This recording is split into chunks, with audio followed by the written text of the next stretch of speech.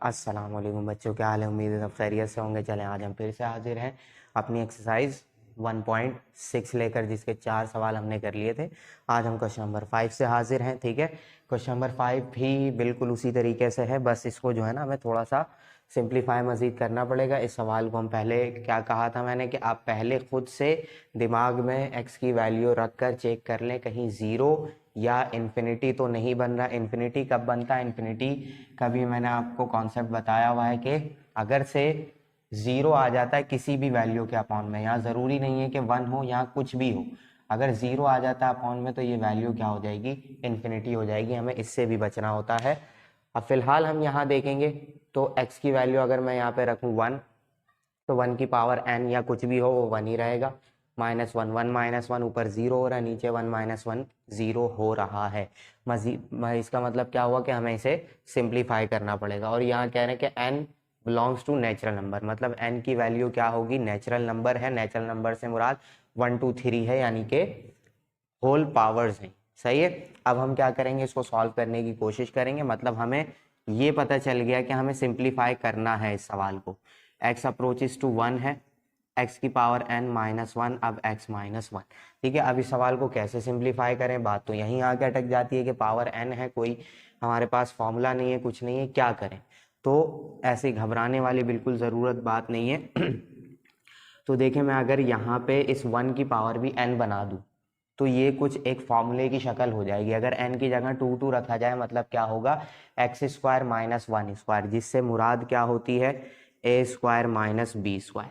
ठीक है, ये फॉर्मूला आपको मालूम है क्या होता है? a माइनस बी और a प्लस बी। ठीक है, इसकी अभी मैं बताऊंगा तरीका। और अगर से 3 रख दूं तो क्यूब का फॉर्मूला बन जाएगा, तो भी क्या होगा? a minus B, A square plus A B plus B square, ऐसा बनेगा। अब इनको ही देखते हुए जरा हम इसका फॉर्मूला बनाते हैं। अब इसमें देखिएगा कि हो क्या रहा है। देखिए मतलब क्या है इस बात का, जो भी यहाँ पर वैल्यूज हैं वो पहले तो हो जाती हैं माइनस, क्योंकि a माइनस बी है, x माइनस 1 है, यानी कि ये दोनों क्या हो जानी है? पहले ब्रैकेट में तो हो जाएंगी माइनस। अब दूसरे ब्रैकेट में क्या होगा? एक कम पावर से स्टार्ट करना है, उसके बाद एक एक पावर कम करते चले जाना है। ठीक है, देखें एक की पावर कम होती जा रही है, बी की पावर बढ़ रही है। ठीक है, इस तरीके से चल रहा है। ए की पावर यहाँ 2 थी, फिर 1 हो गई। इसकी पावर कितनी है? क्यूब है, तो यहाँ पे क्या आ रही है? 2 आ रही है। मतलब n है तो n माइनस 1 हो जाएगी। ठीक है, फिर एक और माइनस हो जाएगी, फिर एक और माइनस हो जाएगी, ऐसे माइनस होते चली जाएगी। यहाँ b की कोई पावर नहीं है, यहाँ b आ जाता है। सही है, मतलब b की पावर अब बढ़ना शुरू हो जाएगी। b की पावर 1 से स्टार्ट हुई, 2 पे आके रुक गई। कहाँ रुकेगी? इन दोनों की पावर्स सेम होंगी, वहां पर रुक जाएगी। मतलब शुरू में भी n-1 वाली पावर है और लास्ट में भी क्या बन रहा है? n-1 बन रहा है। तो अब जरा मैं इसका फॉर्मूला बनाऊं आपके सामने, कैसा बनेगा? a की पावर n माइनस बी की पावर n, इसका बनाने जा रहे हैं हम। तो क्या हो जाएगा? a माइनस बी हो जाएगा, फिर a की पावर एक कम होगी, जो यहाँ पर है उससे एक कम आ गई, n-1 हो गया। फिर क्या हुआ? a की पावर मजीद एक कम हो जाएगी। अब b की पावर स्टार्ट होगी, b की पावर क्या हो रही है? बढ़ रही है। तो यहाँ b की पावर 1 होगी, अगली टर्म में b का स्क्वायर हो जाएगा। एक टर्म और बनाता हूँ मैं, यहाँ पे क्या होनी चाहिए? n-1, n-2, n-3, और यहाँ b की पावर क्या हो जाएगी? स्क्वायर हो जाएगी। इस तरीके से कब तक चलेगा ये? इस तरीके से जब तक चलेगा जब तक b की पावर भी n-1 ना हो जाए, तब तक ये चलेगा। ठीक है, अब आपको फॉर्मूला समझ में आ गया कि ये फॉर्मूला कैसे बनता है, किस तरीके से बनाया गया। इसका पैटर्न मैंने आपको बता दिया। क्या करना है? एक पावर यहाँ कम रखनी है, एक पावर यहाँ कम रखनी है, बीच में क्या करना है? मजीद एक एक पावर कम करते चली जानी है और b की पावर्स बढ़ाते जाना है। ठीक है, तो अब इसके हिसाब से, इस फॉर्मूले के हिसाब से हम इसका फॉर्मूला बनाते हैं, यानी अपने सवाल का। ठीक है, लिमिट x अप्रोच कर रही है कहाँ तक? 1 तक। तो सबसे पहले तो क्या आएगा? अब देखें x की पावर n और b की जगह क्या है? 1 है, तो x माइनस 1 हो जाएगा। ठीक है, अब फिर क्या होगा? x की पावर, a की जगह x है, n-1 आ जाएगा, फिर प्लस x की पावर n-2 हो जाएगी, और फिर b आएगा, और b तो है ही 1, तो b को तो कोई फर्क पड़ना नहीं है। आगे बढ़ते हैं हम, प्लस फिर क्या होगा? एक और टर्म में लिखूंगा यानी इसके हिसाब से, फिर एक पावर कम होगी बी की, सॉरी एक्स की, और बी की पावर बढ़ेगी, और बी यहाँ कौन है, बी यहाँ पर है 1, तो 1 का क्या हो जाएगा, स्क्वायर हो जाएगा, इसको कोई फर्क नहीं पड़ेगा। आगे चलते चलते हम कहाँ तक जाएंगे, 1 की पावर n-1 तक पहुंच जाएंगे। ठीक है, ये भी n-1, वो भी n-1, यानी a स्क्वायर और b स्क्वायर वाली टर्म बिल्कुल इस तरीके से हमने बना ली। नीचे क्या चीज है, x-1। ठीक है, इस माइनस वाले साइन से ही हमें खतरा था, तो हमने इसको करा दिया कैंसिल। अब ये सब कुछ क्या है, सब कुछ प्लस में है, और प्लस में होने की वजह से हमें अब कोई खतरा नहीं है। मैं x की वैल्यू 1 रखता हूं तो सारे 1 + 1 + 1 + 1 हो जाएंगे। ठीक है, माइनस साइन खत्म हो गया, जिससे हमें क्या हो गया, फायदा ये हुआ कि अब कोई भी वैल्यू जीरो नहीं होगी। ये हो गई x की पावर n-1 प्लस, अब देखें ये 1 है, 1 से मल्टीप्लाई कराऊंगा कोई फर्क नहीं पड़ेगा, फिर प्लस x की पावर n-3, इसको भी कोई फर्क नहीं पड़ेगा। ये चलते चलते कहाँ तक जाएगा, 1 की पावर n-1, यानी आखिरकार क्या बचेगा, लास्ट में 1 ही बचेगा। ठीक है, नीचे से सब कुछ हो चुका है खत्म। ठीक है, अब सवाल ये है कि कितनी दफा अप्लाई करते हैं हम लिमिट्स, अप्लाइंग लिमिट्स, क्योंकि अब हमें कोई खतरा नहीं है। x की जगह क्या आ जाएगा 1, n-1 इज 1, यहाँ भी क्या आ जाएगा 1, n-2, जो भी है, जो भी पावर हो 1 की, 1 1 ही रहेगा। अप्लाइंग लिमिट्स लिखना है ना पूरा मुझे, लिमिट्स। ठीक है, यहाँ भी 1, ये भी, इसके बाद भी 1 1 1 1 1 चलता रहेगा। कितनी दफा जाएगा 1 हमें नहीं मालूम। कैसे पता चलेगा, ऐसे पता चलेगा। देखें कितनी टर्म्स हैं इसके अंदर टोटल, 1 2 3, यहाँ कितनी पावर थी 3, तो टर्म्स भी कितनी है 3। इस वाले ब्रैकेट में देखें यहाँ कितनी पावर है 2, तो यहाँ टर्म्स भी कितनी है 2, तो अब पावर हो गई n, तो इस वाले ब्रैकेट में टर्म्स भी कितनी होंगी n। तो आखिरकार में हमारा बचा यही वाला ब्रैकेट है, तो इसके अंदर भी कितनी टर्म्स होंगी, जो इसकी पावर है, क्या पावर थी इसकी भी n पावर थी, तो ये भी कहाँ तक जाएगा, n टर्म्स तक पहुंचेगा। ठीक है, तो 1 + 1 + 1, 1 को n टाइम्स ऐड करेंगे, क्या आंसर आएगा, n ही आएगा। कैसे भाई, देखो 1 को मैं 3 दफा प्लस कर रहा हूँ, तो आंसर क्या आएगा 3। 1 को 4 दफा प्लस कर दूं मैं, तो आंसर क्या आएगा 4। 5 दफा कर दूं 5 आ जाएगा, 6 दफा करूं 6 आएगा, तो n टाइम्स करूं तो आंसर क्या आएगा, n आ जाएगा। ये आ गया आपका आंसर। समझ आई, बस आपको क्या करना है, इस फॉर्मूले पे टिके रहना। इस फॉर्मूले को बनाते कैसे हैं, a की पावर n-1, यानी यहाँ जो भी पावर है उससे एक कम, फिर मजीद कम करते चले जाएंगे, और लास्ट वाले की भी क्या रख देनी है आपने, बस एक पावर कम। बीच में क्या होगा, मजीद एक एक पावर कम करते चले जाएं, a की और b की एक एक पावर बढ़ाते चले जाएं, बन गया फॉर्मूला। ठीक है, और इसमें हमने पुट किया, आंसर आ गया। जल्दी से स्क्रीनशॉट लें, फिर हम चलते हैं क्वेश्चन नंबर 6 पर।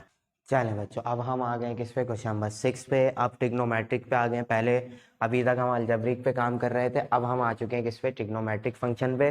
और ट्रिग्नोमेट्रिक फंक्शन को सॉल्व करवाने से पहले मैं आपको एक चीज़ बता दूं, देखिए कॉस 0 यानी x, और x की जगह अगर मैं रख दूं 0, तो कॉस 0 क्या होता है भाई, आपके पास 1, तो कॉस 0 से मुझे कोई खतरा नहीं है।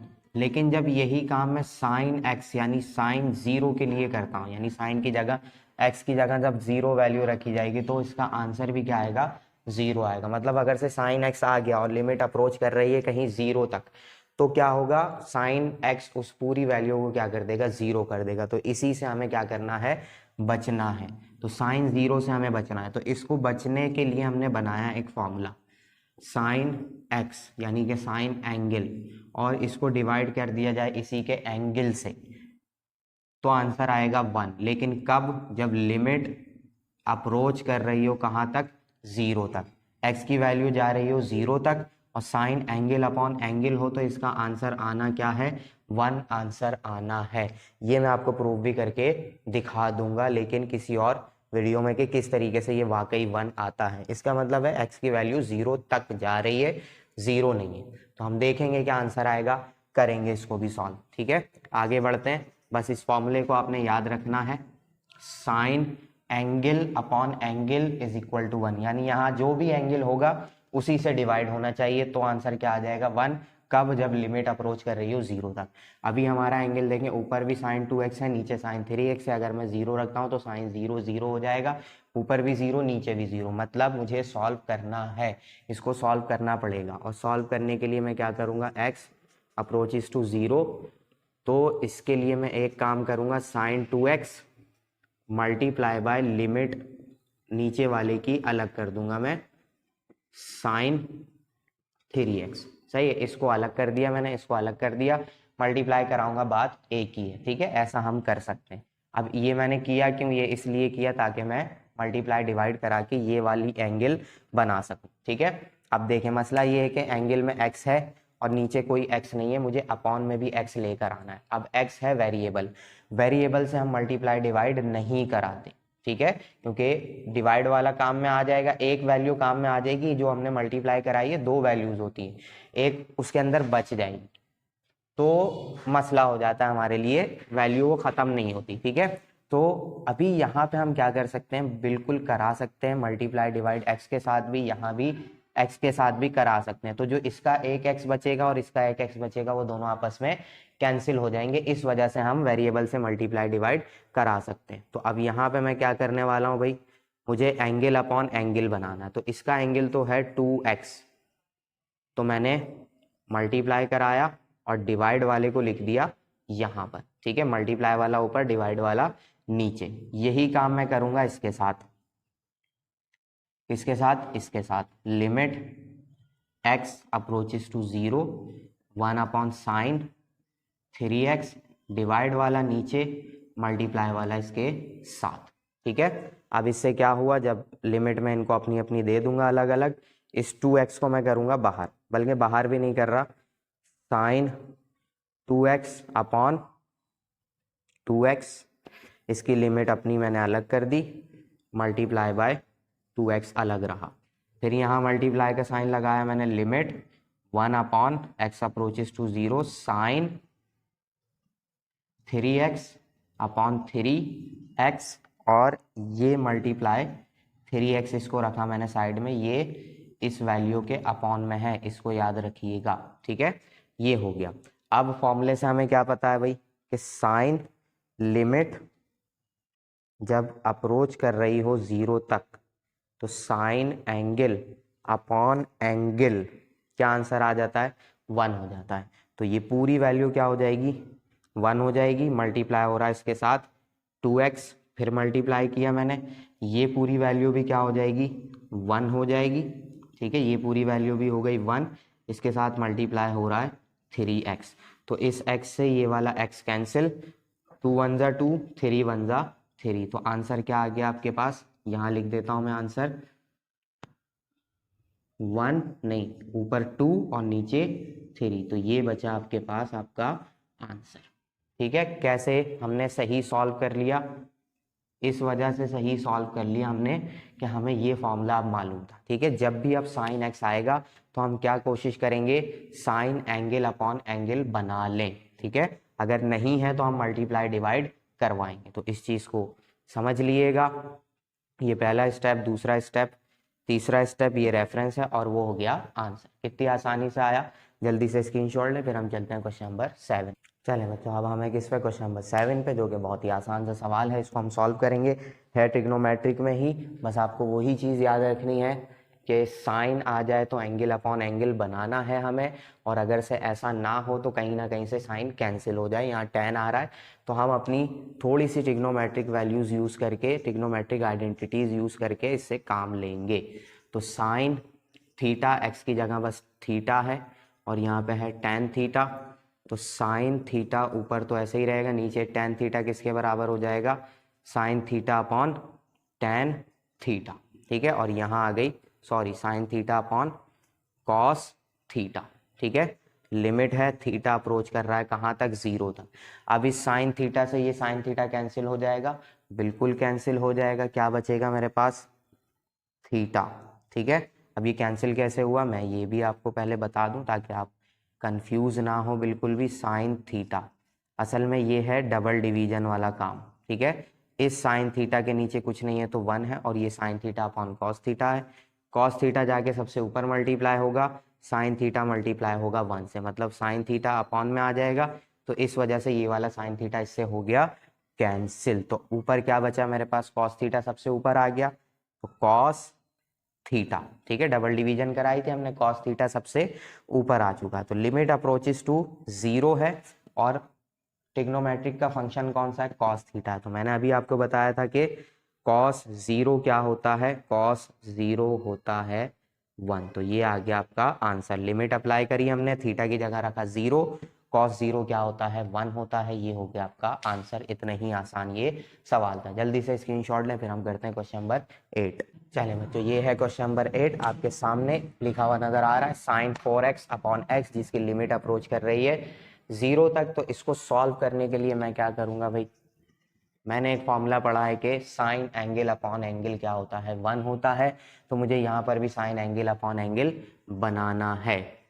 तो साइन का एंगल क्या है, 4x है, और अपॉन में क्या चीज़ मौजूद है, सिर्फ x मौजूद है। मुझे इसके साथ 4 भी लेकर आना है।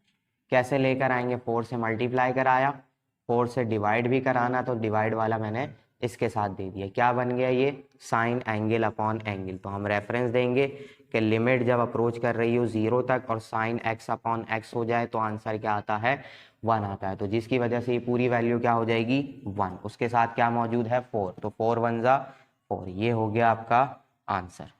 है आसान सा काम बिल्कुल। इसी तरीके से हमें इसको सॉल्व करना है, बस और कोई तरीका है भी नहीं, और इससे आसान सवाल आप क्या ही लेंगे। ठीक है, जल्दी से स्क्रीनशॉट लें, फिर हम चलते हैं क्वेश्चन नंबर 9 पे। चलें बच्चों, ये रहा हमारे सामने अब क्वेश्चन नंबर 9, जो कि फिर से साइन में है। तो सिंप्लीफाई करना है, अगर मैं एक्स की वैल्यू 0 पुट कर दूं मतलब सब कुछ 0 हो जाना है। तो मुझे क्या करना है, सिंप्लीफाई करना है, ये तो आपको भी मालूम है। तो करते हैं, कोई मुश्किल काम नहीं है, बहुत आसान सा सवाल है। एक्स अपॉन 3 और एक्स स्क्वायर, ठीक है। देखिए दोनों वैल्यूज़ के ऊपर स्क्वायर है, तो मैं इसको कुछ इस तरीके से लिख सकता हूँ या नहीं, का होल स्क्वायर ऐसे लिख सकता हूँ मैं, बिल्कुल लिख सकता हूँ, क्योंकि दोनों के पास स्क्वायर था, मैंने होल स्क्वायर बना दिया। मल्टीप्लाई ही तो, डिवाइड ही तो हो रहे हैं, दोनों का स्क्वायर अपना अलग अलग आ जाएगा। लेकिन इससे मुझे फ़ायदा क्या हुआ, मुझे साइन एंगल अपॉन एंगल बनाना था। एंगल क्या है, एक्स अपॉन 3, और ये खुद क्या है, सिर्फ एक्स है। इसके अपॉन में भी 3 लेकर आना है, तो मैं लेकर आऊँगा 3। कैसे लेकर आऊँगा, वही मल्टीप्लाई डिवाइड करके। कैसे मल्टीप्लाई डिवाइड, डिवाइड वाला x के नीचे, मल्टीप्लाई वाला x के साथ। तो ये हो गया लिमिट x अप्रोचेस टू 0, और लिमिट को मैंने अंदर कर दिया, स्क्वायर रखा बाहर। इस पूरी वैल्यू का साइन एंगल अपॉन एंगल ये क्या हो जाएगा, 1 हो जाएगा, क्योंकि अभी तो हमने पढ़ा है लिमिट x अप्रोच करे 0 तक तो साइन x अपॉन एक्स क्या हो जाता है, 1 हो जाता है। सही है, तो ये पूरी वैल्यू क्या हो जाएगी, 1 हो जाएगी। बचेगा क्या हमारे पास, जस्ट 1 बचेगा। इसके अपॉन में एक 3 बच रहा है, तो ये वाला 3 आ जाएगा। इसके ऊपर है स्क्वायर, स्क्वायर सॉल्व करेंगे, 1 का स्क्वायर 1, 3 का स्क्वायर 9। ये आ गया आंसर। कितनी आसानी से आ गया। जल्दी से स्क्रीनशॉट लें, फिर हम बढ़ते हैं आगे। चलें बच्चों, अब हम आ गए किस पे, क्वेश्चन नंबर 10 पे। बहुत ही आसान सा सवाल है, छोटा सा है बहुत। एक्स और थीटा के बजाय इन्होंने इस दफ़ा यूज़ किया है फाई। सही है, इसे हम कहते हैं फाई, इस तरीके से लिखा जाता है, PHI, फाई बनता है। सॉल्यूशन करेंगे हम इसका, लिमिट फाई अप्रोच कर रहा है 0 तक, ये है फाई और ये है कॉट फाई। तो मुझे कॉट वॉट का फॉर्मूला नहीं पता, मुझे साइन और कॉस के बारे में पता है। तो मैं इसको क्या करूँगा, cos pi upon sine pi में कन्वर्ट कर लूंगा। लिमिट अप्रोच कर रही है कहाँ तक, 0 तक, ठीक है। कॉस फाई से मुझे कोई खतरा नहीं है, क्योंकि कॉस 0 इज 1। मुझे खतरा है तो सिर्फ किससे, साइन फाई से। ठीक है, क्या करेंगे हम, limit phi approaches to 0, cos phi को मैं अलग कर दूंगा, multiply by limit phi approaches to 0, और ये फाई और साइन फाई ये यूज करूंगा। क्यों यूज करूंगा, क्योंकि इसका एंगल भी फाई है और ये वैल्यू भी क्या है, फाई है। ठीक है, अब मैं एक काम करने वाला हूं, वो क्या, कि अगर ये वैल्यू मेरी ऐसे लिखी होती इस तरीके से, तो मैं क्या करता, मैं डबल डिवीजन करके इस फाई को ऊपर भेज सकता था। यही काम इसके साथ हुआ है। तो अब मैं डबल डिवीजन का रिवर्स कर दूंगा, तो ये फाई जो ऊपर है इसको मैं ले आऊंगा कहाँ, नीचे। ठीक है, तो limit phi approaches to 0 cos phi. चले मैं ये भी नहीं बता रहा, इसको भी मुश्किल नहीं कर रहा, ठीक है। अब देखें ज़रा, मैंने ये फॉर्मूला आपको बताया ना, X sine X upon X equal to 1 होता है, ठीक है। अगर मैं इसी को इन्वर्स कर दूं ना, एक्स अपॉन साइन एक्स कर दूं, तो भी आंसर क्या आएगा, 1 ही आंसर आएगा, ठीक है। इस बात को ध्यान में रखिएगा, क्योंकि क्या कहते हैं हम इसे, 6 और 2 3 6, ये वैल्यू ऐसे लिखी जाए या ऐसे लिखी जाए, आंसर दोनों का क्या आना है, 1 ही तो आना है, सही है। क्योंकि कैंसिल होंगे क्या आएगा, आंसर 1 ही आएगा। तो चाहे ये फॉर्मूला ऐसे लिखा जाए या ऐसे लिखा जाए, आंसर क्या आएगा, 1 आएगा। तो उस चक्कर में ही नहीं पढ़ना, आपने इसको भी क्या बना देना है, 1 बना देना है। ये है आपका इसका रेफरेंस, ठीक है। तो इसको क्या कर देंगे हम, 1 कर देंगे, और ये हो गया 1। इस पे लिमिट अप्लाई करेंगे, applying limits cos 0 multiply by 1, तो cos 0 भी होता है 1 मल्टीप्लाई बाय 1, आंसर क्या आना है, 1 आंसर आ जाएगा। हो गया सॉल्व, कितनी आसानी से हुआ भाई, इस चीज को याद रख लें। और हम बढ़ते हैं क्वेश्चन नंबर 11।